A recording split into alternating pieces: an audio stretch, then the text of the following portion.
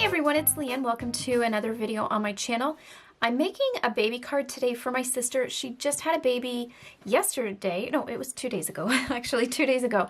And I'm really excited. I'm an aunt again, and it's so nice to have a girl in the family. I grew up with a family of girls, and we've had a few boys, so it's nice to have a girl again. So I'm gonna make her a card, and then I'm flying out this week to see her. So let's take a look at the supplies I'm using and the process that I'm using to make the card. So I'm going to start with these really pretty papers I picked up at Michael's. These are loose leaf papers in the scrapbooking section. This is like a coral linen paper, which is just so pretty. I love this so much. And then I thought these cute little adorable bunnies were so sweet, and the dark petals really match nice with that coral paper. So I'm going to use these two. And I'm going to use a top folded card. So this is going to be the base that I use. I'm going to use some circle dies. You know I love the circle dies. There's just something symmetrical and just elegant about circles. And so that's what I'm going to use for this card. And then the stamp set I'm using is the +1 stamp set from Fawn. This is one of my favorites, one of my earlier stamps that I picked up, and it's just a sweet set. I used this when she had her little boy, and now I'm using it for the little girl, so I'm really excited. So I'm going to use these with this card. I'm going to be doing just a tiny bit of embossing, so I have Recollections white embossing powder in snow. I want to keep this as light as possible, keep it very light and pink and whites, that sort of idea. I'm going to add some embellishment, so I want to tie some ribbon at the top of the card. I just did a test here and tied it in a knot, and I'm happy with how that's looking, and I thought that this would bring in a little more white into the card, so I'm going to use that as well. So let's get started. So the first thing I want to do is prepare my base. So what my plan is to make the base in this coral color and then cut a hole in the window, or to cut a window, I guess, and then have the bunny paper as a liner showing through. And that's what I'll put my stamp sentiment on. So I just want to prepare this first, so I want to coat it in the coral paper first, get that stuck down. So let's get that started. So I'm going to just flip this over so I have the back side, and I know it's the back because it has one of the stickers on it. And then I'm just going to put some tape on this with my tape roller. Now, as I'm putting the tape on, I'm going to put a little extra tape a little bit higher than that base because I do want to trim off the bottom. So I want to make sure that I don't trim off an area that doesn't have any tape on it and it comes loose at the bottom. And then just to make sure it's secure, I'm just going to put a couple lines vertically just in case. So I'm going to line this up very carefully with the edges of the paper and that linen grain, just making sure that my card matches the position of those grain marks. Now I'm going to trim this down, and so I'm going to open up this folded edge just so I don't have extra stuff in the way to inhibit what I'm doing here. I can get right down to that base and see exactly where that edge is, where I need to trim. So when I'm trimming like this, I always like to cut away from my paper and cut away from my project. So I'm right-handed, so I like everything to be out this way on my right side. So if you're left-handed, you'd want to do the opposite and have your work to your right side instead of your left. Now the only thing I have left to do on this is just trim the top where it's folded. I did not trim that because I didn't want to cut the folded edge. So when you're trimming the folded edge, you just want to make sure that you pivot away from the folded edge just a little bit. Just lean your knife towards the outside and cut it like that. So there's the base. I love this color so much. I'm really excited to use this in the card. So now I want to run this through my Sizzix machine, and I want to, first of all, make sure that I open the card before I do that, or I'll cut a hole right through it. But I want to keep this circle sort of towards the top so that when I trim off the bottom to have some of the bunny paper poking through, I still have room to put my sentiment on and emboss it. So what I'm going to do is just kind of guess where I think that the center is, and then I'm just going to check it quickly with a ruler. Yeah, it's perfect actually. That's what 20 years of graphic design does for you. Okay, so I'm just going to run this through like this, and I'll be right back. Okay, so I have this run through my Sizzix, and I'm just going to pop it out gently. And so I have the hole, which is perfect for the art. So I'm going to save this piece for another project because it is pretty sturdy with that card stock on the back. And so I'll just put this in my spare pile. Okay, so now that I have that window popped out, I want to work on my liner next. And so I'm going to cheat a little bit with that and make it a little easier on myself. What I want to do is create a liner that is the full height of this card. So I'm just going to use this card as my guide. And I want to make sure I cut a little overhang that I can distribute between both edges. And then I can trim that up evenly when the card's built together. So what I'm going to do is use my card just as the base, and I'm going to take my mechanical pencil and just draw a light line down here and then just trim that off, because once the card is built I will trim everything to match the edge that the card has. So there's no sense in trying to make it perfect at this stage. So I just want to take a look at where things are positioned. If I were to trim this right now I wouldn't have a bunny in the window. But if I hit, but I'm up at the edge here, so I think that this works pretty good, because if I put my sentiment in the middle, or I mean my critter, then I'll still be able to see a little bit of that bunny. And so I want my fold line to happen somewhere in this area down here. And so now I'm going to use my Martha Stewart cutter, folder, envelope scoring machine. And it looks like this is falling about on the 6-inch mark. It's a little off on this side, but that should be okay.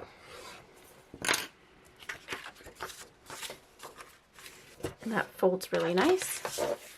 And so I have a shorter bottom than a top, but that's okay. So when I put this in, I can see that I still am clearing the edge. It's pretty close, but I think I can make it work. And then I still have my bunny on the front, so I love this. So now let's put this together and get it all trimmed up so it looks like more of a card. So what I want to do now is get that liner attached inside the card. The trick that you want to remember is do not glue the liner to both sides of the card, because you have restrictions, and when you try to open it, it'll buckle or pull. So what I like to do is just put a little bit across the top here, just to anchor it here at the base. So it doesn't take a lot. And so now I'm just going to put this down on that tape, leaving a little bit of space from that folded edge, just a tiny bit. And so if I push this down, then everything is stuck. And then I can open this freely, and I can also open this freely, and they don't cause any buckling or pulling, that sort of thing. And I do have a little bit of clearance here. I'm really close to that edge. I'll probably just nick that off, just a small sliver. But that'll be fine. So let's trim this up. Now for this part, you really want to hold your project and your work very steady, and you'll have to go over it with your knife a few times just to cut through those layers. And you also have the cardstock, remember, so that's going to be a few cuts as well. If you're doing light, thin layers, just keep going over it and don't try to cut down and do it all in one cut. And it should be okay. But do make sure you hold your work tightly.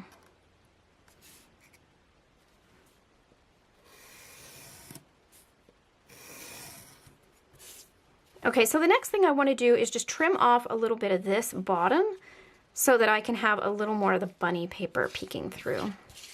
So I want to decide where I want that trimmed off, and I don't want too much.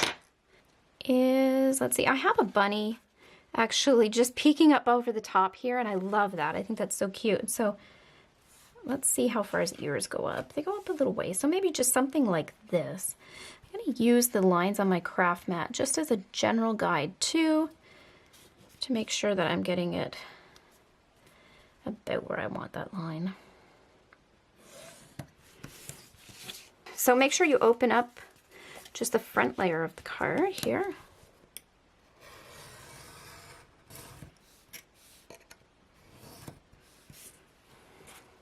Perfect. And that's really cute. I love that. So I got the little bunny peeking through, and then I have the base where I'll put my critter, and that's looking really good. So for the next step in my card, I want to try doing no line coloring. And so I have this pink distress ink, and this is sponge sugar. And so I'm going to stamp this on some mixed media cardstock. And I'm going to use pencil crayon or colored pencil to color this in with. And I'm going to use the stork. So I have that set up here. And I'm just going to stamp that onto the mixed media.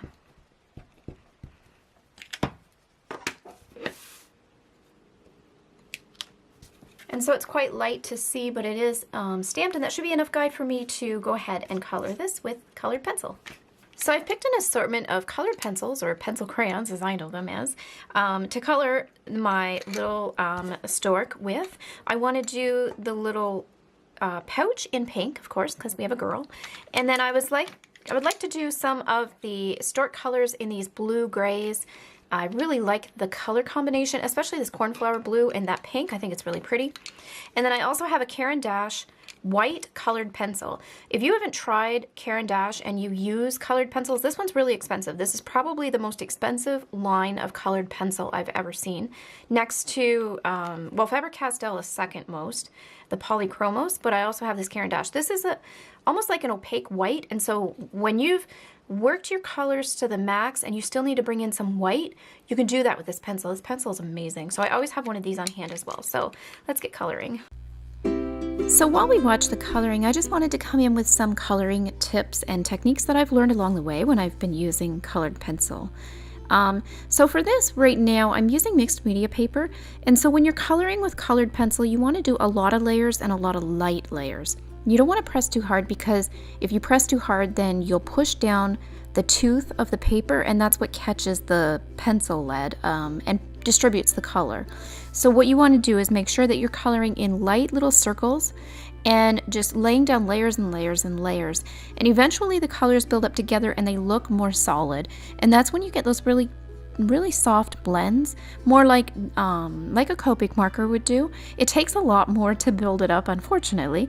But the good part about it is that you can take your time, and especially if you're not sure where to put shadows and where you want to work in your darkest parts or your lightest colors, then you really get that time to decide, because you're layering it in so many layers that you take that time to really consider every layer that you add.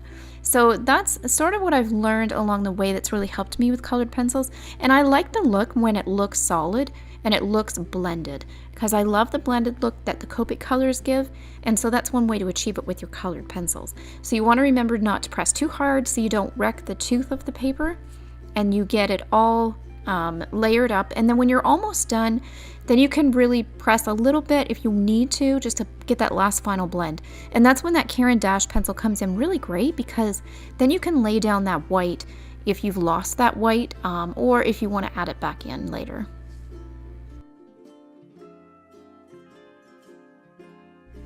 Another thing to mention too, I always speed up this part of the video, and I try not to cut out too much. This was a really long process coloring with the colored pencil, so I did trim it down a bit. But if you wanted to see it in real time, you can slow down the video and watch it at a slower speed. That's a setting in the YouTube player, so you can just look for that. I think it's under the gear icon if you're interested in watching me color not so fast.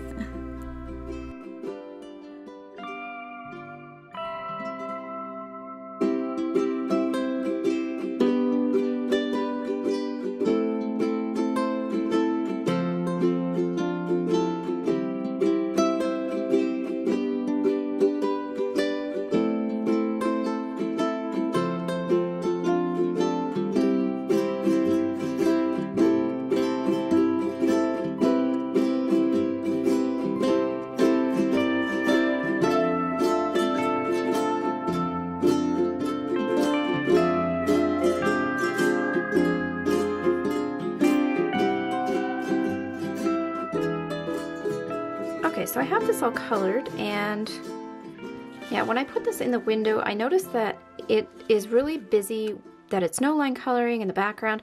So I'm going to put a piece of vellum behind the window. Vellum solves everything, and it looks nice and elegant too, and you'll still be able to see the pattern. So I'm going to put a piece of vellum here like this, and then I'm going to put this up on foam tape, and then that should show up better on this card. And if it's held down like that, you'll be able to see the background, and otherwise any other thing will bring the stork into focus. So the way I'm going to put this on is I just want to tack it down. I don't want it to come open. So I'm just going to run a piece of tape along the top, and then I'm going to tack this down as well.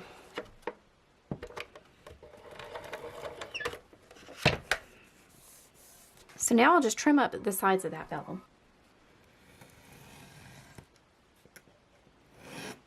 So now I want to emboss my sentiment before I put the card completely together. I just want to do the embossing on the bottom here. So I have a piece of paper down to catch my overhang of any embossing powder that I spill out, but I'm going to use some kitchen flour to prepare the surface first. This is just to make sure that no embossing powder sticks where I don't want it to. I just want it to be where I put my stamp, and if there's any oils or anything from my hand on this paper, that'll eliminate that from sticking where I don't want it to.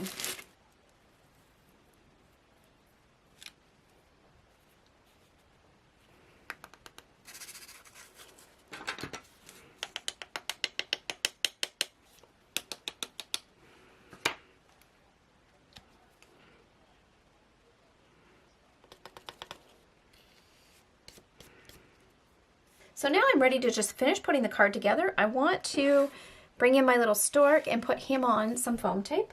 So I have some foam tape here, and it shouldn't take too much to put him on. And then I just want a little small piece for his legs. Very thin. Okay, so I have this ready. I'm just going to pull the tape off and put him in the window. I'm really excited. So there's our new little girl coming in the little pouch, being delivered. Now the last touch is I just want to put a ribbon on the top just to finish it off. So I'm going to cut off this test piece that I did. And then I just want to tie it, and I'm going to pick up both layers of my card and put it underneath here. I'll just make sure that the ribbon is laying flat on this side.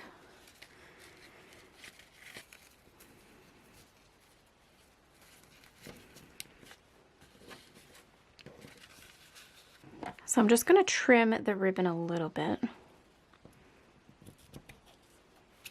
And then one other trick I can teach you that I actually learned in home ec back in high school, which was a long time ago, is if you don't want your ribbon to fray, just put a little glue on the end. There's something you can buy as well if you are a seamstress. You probably know of Fray Check, which is like a glue. It's pretty much a hard, like a clear liquid that you put on the end of stuff like this. The exact same idea.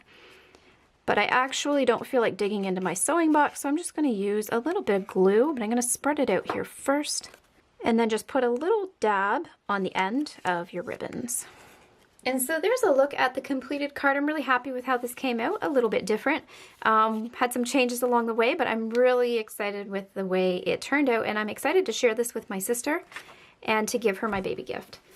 I hope you guys enjoyed this video. If you did, be sure to give it a thumbs up and subscribe so you're notified as I post more videos. Thank you so much for watching.